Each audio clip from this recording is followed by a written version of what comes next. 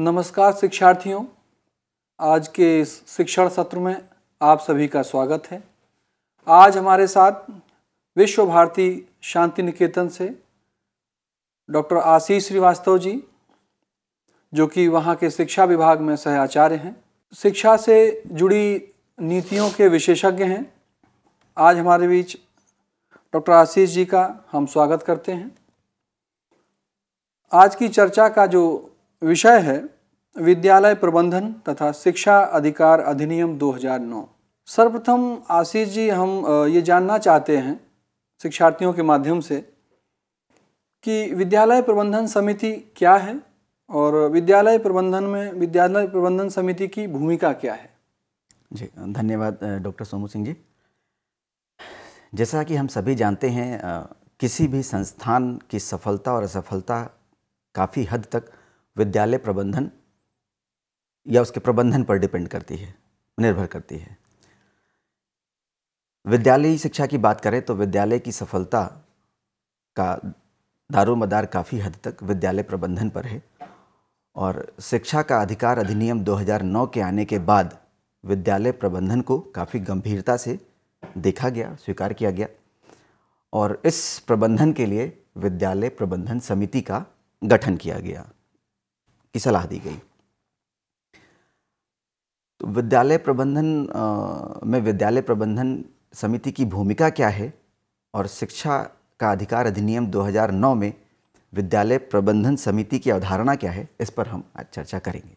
शिक्षा का अधिकार अधिनियम 2009 के अनुसार विद्यालय एक विद्यालय प्रबंधन समिति का गठन करेगा, जिसमें स्थानीय प्राधिकारी द्वारा निर्वाचित प्रतिनिधि, विद्यालय में भर्ती बच्चों के माता पिता या अभिभावक और शिक्षक शामिल होंगे।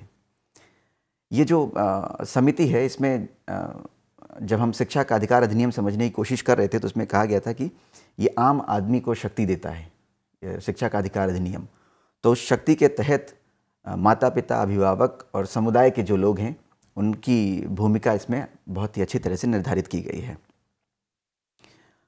और ये जो समिति है, इस समिति को बनाने का जो के पीछे जो कारण है, वो कारण ये है कि जो हमारा देश है बहुत ही विशाल है और बहुत ही विविधतापूर्ण देश है। तो देश की विशाल स्कूल व्यवस्था में समुदाय को शामिल करना होगा अगर आप इसकी सफलता को चाहते हैं तो। निश्चित रूप से देश की विशाल स्कूल व्यवस्था में समुदाय को शामिल करना होगा और अगर माता पिता को उनके बच्चों की प्राथमिक शिक्षा में प्राथमिक हितधारकों के रूप में पहचाना जाना है तो उन्हें एक सार्थक तरीके से स्कूलों का प्रबंधन व निगरानी में शामिल किया जाना चाहिए। तो ये जो कारण था, इस कारण के प्रभाव को शिक्षा का अधिकार अधिनियम बनाने वालों ने ध्यान में रखा और इसीलिए इनकी भूमिका उसमें तय की गई।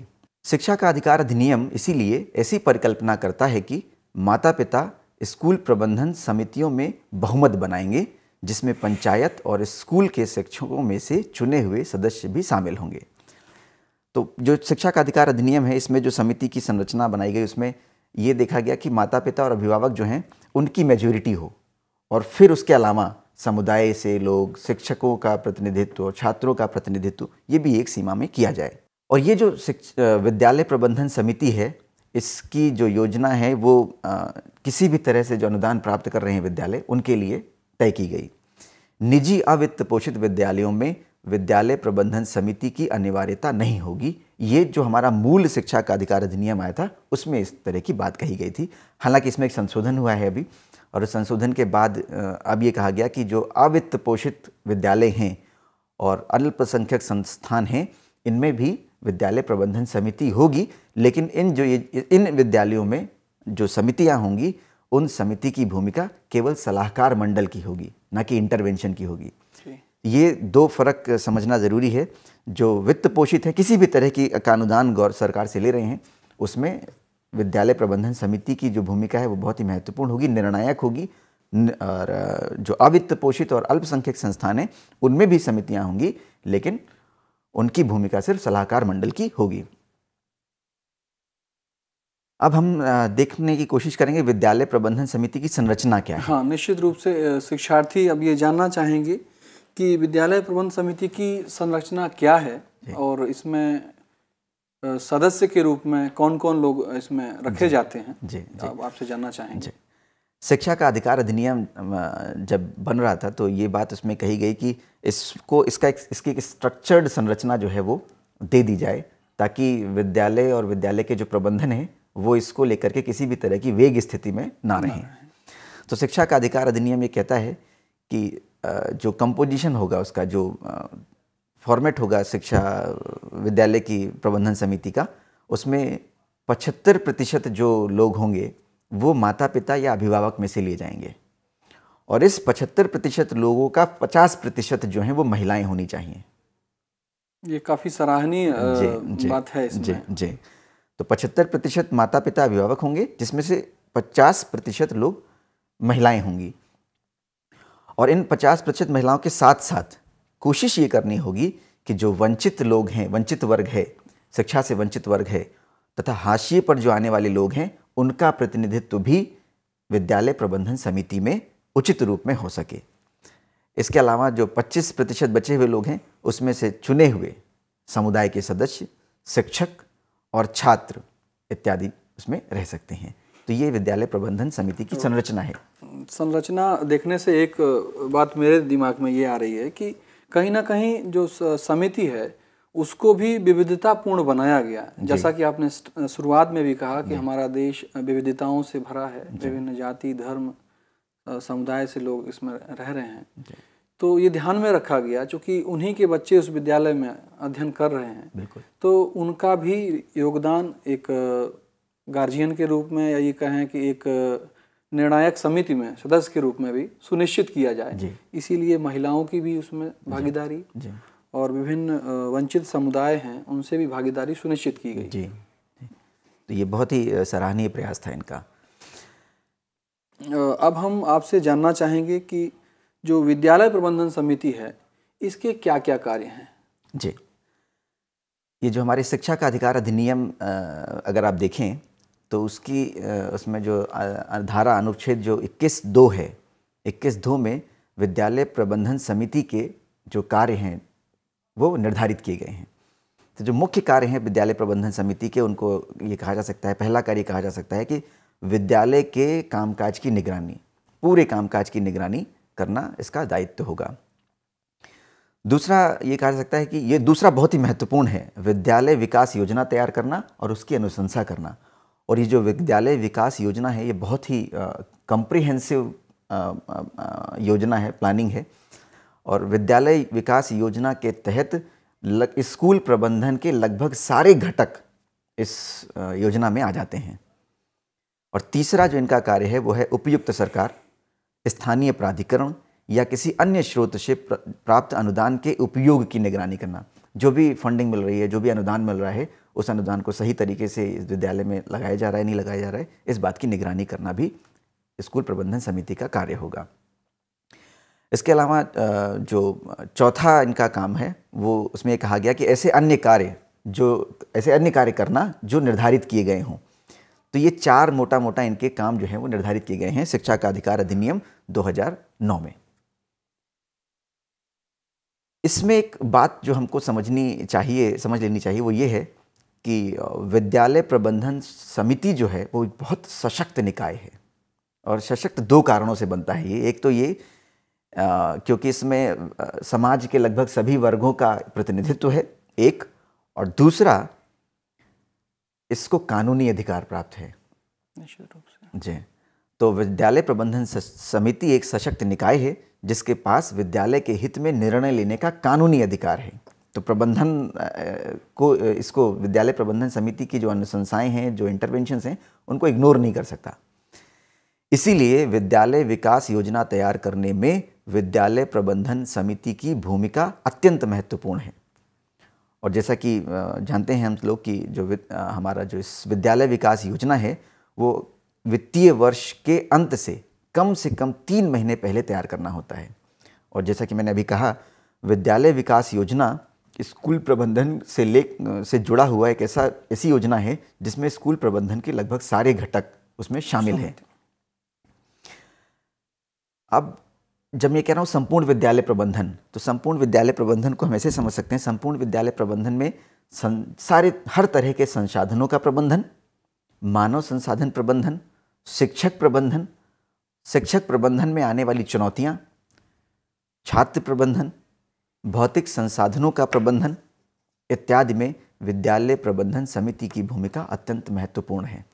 तो जैसे कि हम लोगों ने शुरुआत करी थी कि जो विद्यालय प्रबंधन है, इस विद्यालय प्रबंधन में विद्यालय प्रबंधन समिति का संपूर्ण योगदान विद्यालय प्रबंधन समिति का ही रहेगा। एक चीज़ पर हम लोग यहाँ ध्यान खींचना चाहेंगे अपने शिक्षार्थियों का। आपने चर्चा के दौरान कहा कि विद्यालय के कामकाज पर जी, तो विद्यालय का जो कामकाज है जी, वो पठन पाठन केंद्र में है जी, उसके साथ साथ कई योजनाएं संचालित हो रही हैं, जी, जिसमें मध्याह्न भोजन योजना है, जी, जी, जी, और भी कई योजनाएं हैं। जी, तो क्या ये सभी को देखना, उनके बारे में सोचना जी, इस समिति के दायरे में बिल्कुल, आता बिल्कुल। है? तो इस स्कूल से, विद्यालय से जुड़े हुए जितने कार्य हैं, जितना भी कामकाज है, उन सब की निगरानी जो है वो विद्यालय प्रबंधन समिति के अधिकार क्षेत्र में आती है, जिसमें पठन पाठन, मूल्यांकन, एडमिशन, हाँ ये भी जरूरी उनका है, रिटेंशन, नामांकन, जी, ये सारी चीज़ें उनकी अधिकार क्षेत्र में आती हैं। इसके अलावा भी विद्यालय प्रबंधन समिति का भिन्न भिन्न संसाधनों के प्रबंधन के अलावा कुछ निगरानी दायित्व भी हैं। अच्छा, और इन निगरानी दायित्व को समझना बहुत ज़रूरी है। कुछ जो महत्वपूर्ण दायित्व हैं वो यहाँ पर चर्चा उसकी की जाएगी। जैसे पहला दायित्व ये कहा जा सकता है कि बच्चों के नामांकन और उपस्थिति को सुनिश्चित करना, विशेष रूप से विद्यालय में वंचित समूहों और कमजोर वर्गों के सभी बच्चों का। तो विद्यालय प्रबंधन समिति को स्कूल के अलावा, विद्यालय के अलावा उनको समाज में भी जाना है, उनको समुदाय में भी जाना है, और वहाँ से ये देखना है, ये इंश्योर करना है, उनकी ये ड्यूटी है, उनको इंश्योर करना है कि कोई भी बच्चा बिना नामांकन के उस समुदाय में, उस समाज में ना हो। और इसको करने की जो प्रोसेस में उस समुदाय के जो वंचित समूह हैं और जो कमज़ोर वर्ग हैं, उसके सभी बच्चों को विद्यालय में लेकर के आने का दायित्व भी विद्यालय प्रबंधन इसका तात्पर्य यह है कि जब इस समिति की बैठक होती होगी तो सदस्यों के बीच ये चिंता का विषय रहता होगा कि आखिर नामांकन क्यों कम है जी, इसके कारण खोजे जाएं। हम जा कर के गांव में बाकी गांव के जो और सदस्य हैं उनसे मिल करके जानें कि भाई बच्चों को विद्यालय क्यों नहीं भेज रहे हैं। बिल्कुल। तो कुछ इस तरह की चर्चाएं होती होंगी जी, जी, उस समिति में। जी, और मुझे लगता है कि यही कारण है, जो हमारे योजनाकार थे उन्होंने विद्यालय प्रबंधन समिति का प्रारूप ऐसा ही रखा कि उसमें जो बहुमत है वो माता पिता और अभिभावक बनाएंगे जी, ताकि जो भी समस्याएं हैं समुदाय की वो उनके माध्यम से विद्यालय में पहुंच पाएं। इसके अलावा एक और दायित्व है जिसमें कहा जाता है कि शिक्षा का अधिकार अधिनियम के अंतर्गत विद्यालय प्रबंधन समिति को यह सुनिश्चित करना है कि वंचित समूहों और कमजोर वर्गों से संबंधित बच्चों के साथ भेदभाव न किया जा सके। महत्वपूर्ण सुझाव है। जी, जी। और प्राथमिक शिक्षा प्राप्त करने और उन्हें पूरा करने से न रोका जा सके।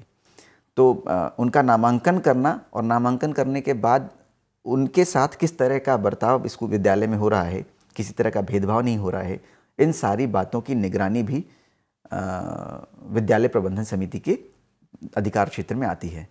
सिर्फ इतना ही नहीं, विद्यालय प्रबंधन समिति को ये भी तय करना है कि जो कमजोर वर्ग और वंचित वर्ग के बच्चों के साथ अन्य बच्चे, सारे बच्चे, विशेष करके वंचित वर्गों के बच्चे और कमजोर वर्गों के बच्चे जो आ रहे हैं वो प्राथमिक शिक्षा पूरी करके जाएं, उनको बीच में किसी भी तरह का व्यवधान ना आने पाए। निश्चित रूप से जो भेदभाव के प्रकार हम देखते हैं वो जाति के आधार पर, धर्म के आधार पर, जेंडर के आधार पर, भाषा के आधार पर या स्थान विशेष के आधार पर, उन सब के प्रभाव से मुक्त हुए हमको उनको शिक्षा प्रदान करनी है। बिल्कुल, बिल्कुल सही कह रहे हैं। अगला जो महत्वपूर्ण बिंदु है विद्यालय प्रबंधन समिति की निगरानी के लिए वो ये है कि ये निगरानी करना कि शिक्षा का अधिकार अधिनियम 2009 के अनुच्छेद 4 के अनुसार सभी गैर नामांकित तथा विद्यालय छोड़ने वाले बच्चों को विद्यालय में उम्र उपयुक्त प्रवेश के लिए विशेष प्रशिक्षण की सुविधा प्रदान की जाती हो। ये बहुत बड़ा एक मतलब इस व्यक्तिगत रूप से मैं इसको बहुत महत्वपूर्ण मानता हूँ, क्योंकि बहुत सारे समाज के बहुत सारे वर्गों में किसी न किसी कारण से जो शिक्षा प्राप्त करने से वंचित रह गए हैं या किसी कारण से ड्रॉप आउट हो गए हैं, तो उनको वापस स्कूल में लाएं, न सिर्फ स्कूल में लाएं बल्कि उनको उम्र उपयुक्त प्रवेश यानी एज अप्रोप्रिएट क्लास में उनको भेजें। और जब उनको उम्र उपयुक्त कक्षा में भेजें तो उस समय ये तय करें कि उनको उस कक्षा में सरवाइव करने के लिए उनको एक विशेष प्रशिक्षण की जो ज़रूरत है वो प्रदान की जाए, उसको इंश्योर करे विद्यालय, ताकि वो जो अधिगम में वो सारे अन्य बच्चों के साथ एट पार आ सकें। उसको हम लोग इस तरह से भी अगर कहें कि उनको फिर से मुख्य धारा में जोड़ने के लिए जो उनकी आवश्यकता है, शैक्षिक आवश्यकता है, उसके अनुरूप कार्यक्रम आयोजित करें और उनको जोड़ें। जी बिल्कुल बिल्कुल बिल्कुल। इसके अलावा एक और जो महत्वपूर्ण बिंदु है वो ये है कि प्राथमिक शिक्षा में विकलांग बच्चों की पहचान, नामांकन और भागीदारी की निगरानी करना और ये सुनिश्चित करना कि उनकी शिक्षा के लिए सुविधाएं प्रदान की जाती हों। तो इसमें पहचान के साथ साथ पहले तो उनको समुदाय में जाना है, समाज में जाना है, उनकी पहचान करना है। पहचान करने के बाद उनको विद्यालय में लेकर के आना है और उनका नामांकन कराना है।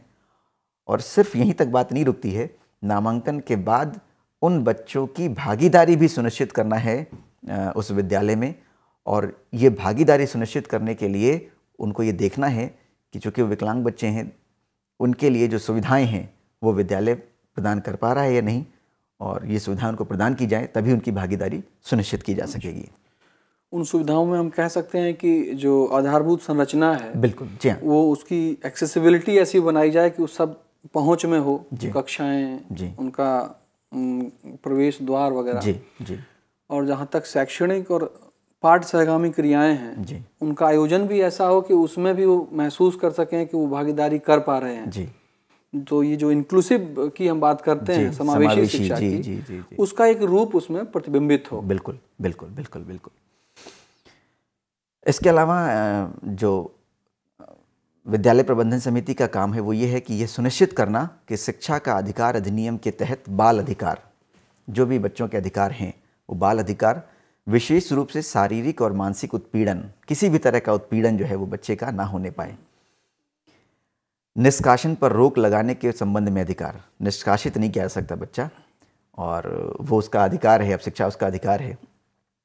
किसी भी समय प्रवेश का प्रावधान, राउंड द ईयर अगर उसको एडमिशन है तो उसको देना है। ये भी महत्वपूर्ण है, ये बहुत महत्वपूर्ण है। तिथि नहीं है जी, अंतिम तिथि नहीं है, नहीं जा सकते। हाँ।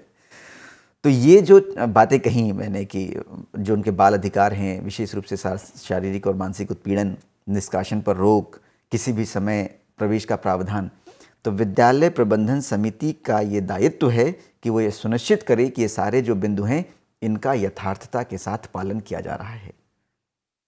इसके अलावा जो ड्रेस, वर्दी है, पाठ्य पुस्तकें हैं, मध्याह्न भोजन है आदि को समय पर प्रदान किया जाता है कि नहीं, ये भी देखना, इसकी भी निगरानी करना उनका दायित्व है। और इस पूरी प्रक्रिया में अगर विद्यालय प्रबंधन समिति को कोई विचलन नजर आता है तो वो तुरंत प्रधानाध्यापक के संज्ञान में लाए और इस पर उपयुक्त एक्शन लेने की जरूरत है, महसूस करे।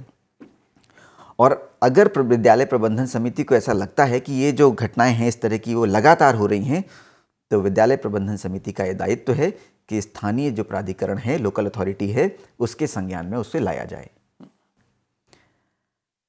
इसके अलावा जो अन्य बात है वो ये है कि शिक्षा का अधिकार अधिनियम की अनुसूची में निर्दिष्ट मानदंडों और मानकों के रखरखाव की निगरानी सुनिश्चित करना। जब हम शिक्षा का अधिकार अधिनियम जो प्रारूप है उसका विश्लेषण कर रहे थे तो उसमें देखा था कि एक बहुत महत्वपूर्ण बिंदु था शिक्षा का अधिकार अधिनियम में, और ये था कि विद्यालय के लिए मानक परिभाषित किए गए हैं।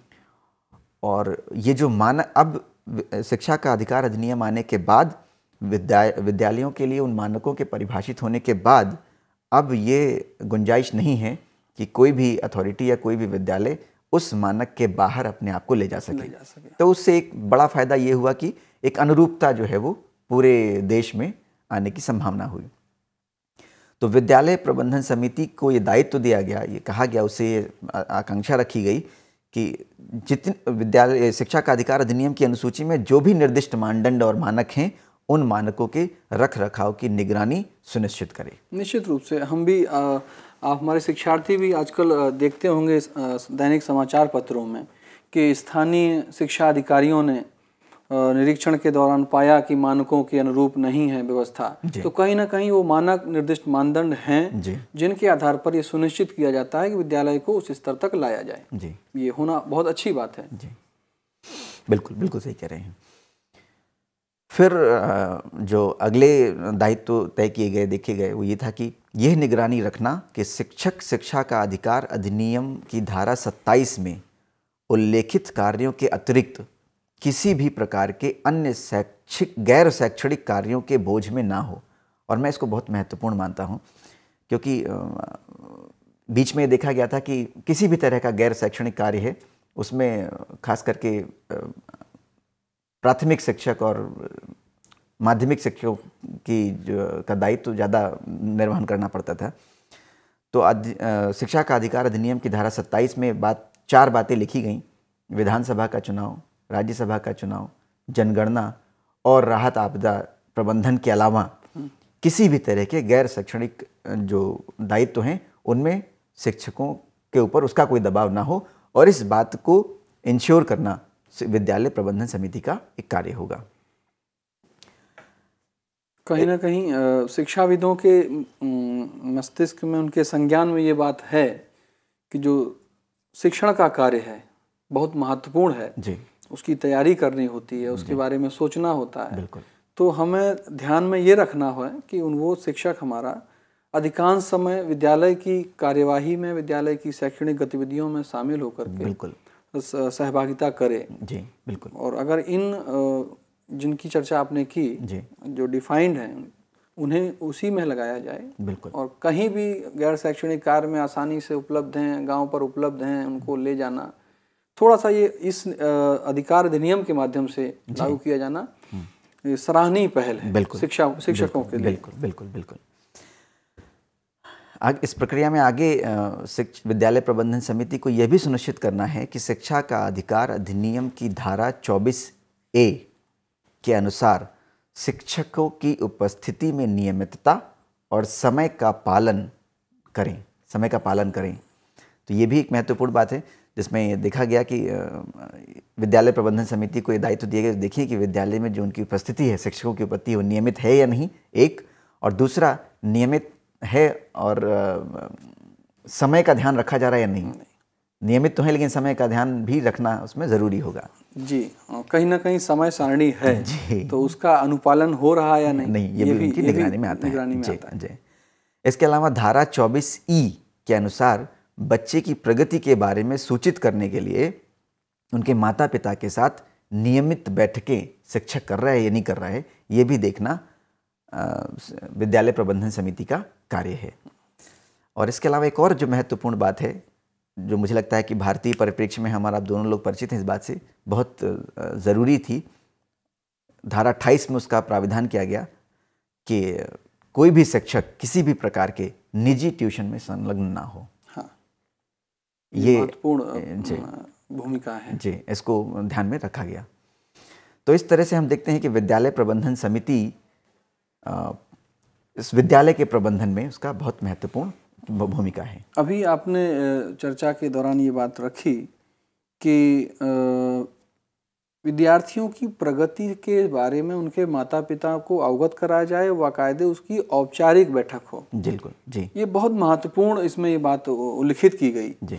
क्योंकि होता ये है कि माता पिता ने विद्यालय में विद्यार्थियों को भेजा जी, उनका रिजल्ट आया, उनको लेकर के वो घर आ गया जी। उस परिणाम पर कभी चर्चा शिक्षक और अभिभावक के बीच में औपचारिक रूप से नहीं हुई। बिल्कुल। तो ये प्रावधान करना कि परिणाम आने के बाद एक बार विद्यालय पहुंचना है अभिभावक को, और शिक्षक से चर्चा होगी कि हाँ बच्चे की ये शैक्षिक प्रगति है जी, और आखिर इस विषय में थोड़ा और आपको मेहनत करना है, हमने इस तरीके से ये घर पर, तो ये जो माहौल बनेगा जी, तो औपचारिक रूप से विद्यालय प्रबंधन समिति देख रही है निगरानी, लेकिन वो भी गांव के ही लोग हैं जी, तो उनको लगेगा कि जब गांव के ही लोग इतना चिंतित हैं जी, तो हम भी अपने बच्चे की शैक्षिक प्रगति पर एक निगाह रखें। बिल्कुल।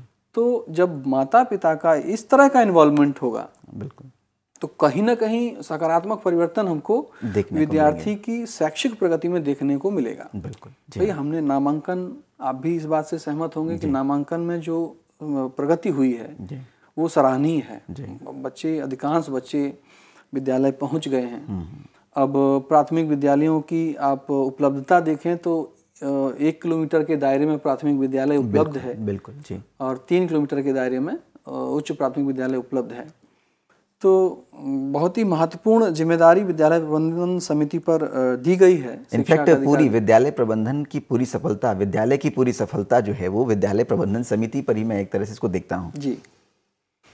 तो आज की परिचर्चा में काफ़ी महत्वपूर्ण बिंदुओं पर चर्चा हुई और मैं अपने शिक्षार्थियों से एक निवेदन भी करूंगा कि वो जहां पर भी कार्यरत हैं वो अपनी विद्यालय प्रबंधन समिति की संरचना को जानें और उसमें ये देखें कि वो कितनी सक्रियता से जो दायित्व उसको सौंपे गए हैं उसके अनुरूप कार्य कर रही है।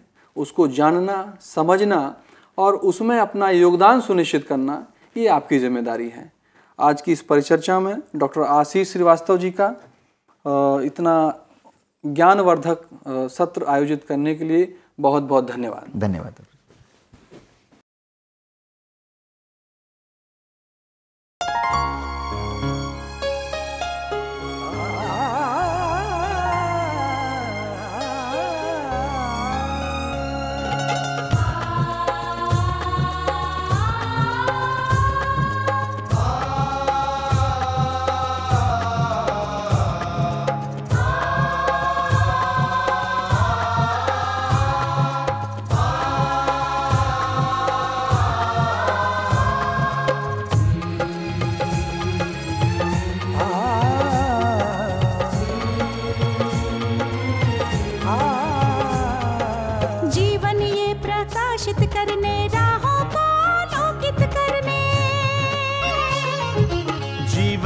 प्रकाशित करने, राहों को आलोकित करने, हम अपना दीपक स्वयं बने, हम अपना रास्ता स्वयं चुने। हम अपना दीपक स्वयं बने, हम अपना रास्ता स्वयं चुने। जीवन ये प्रकाशित करने, राहों को आलोकित करने।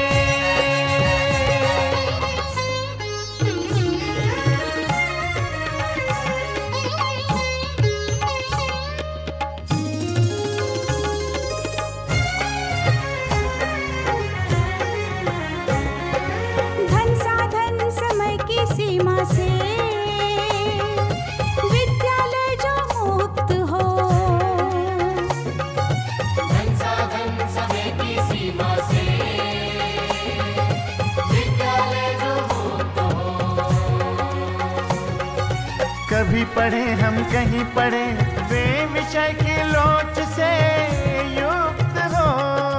कभी पढ़े हम कहीं पढ़े, वे विषय की लोच से युक्त हो। मित्रों हम उठे और जागे, मंजिल आने की ध्वनि सुने। हम अपना दीपक स्वयं बने, हम अपना रास्ता स्वयं चुने। जीवन ये प्रकाशित करने, राहों को आलोकित करने।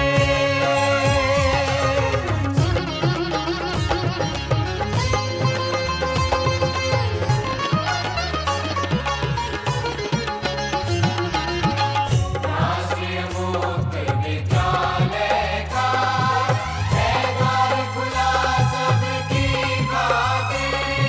शिक्षा परीक्षा का अवसर एक बार ही क्यों मिलता फिर। शिक्षा और परीक्षा का अवसर एक बार ही क्यों मिलता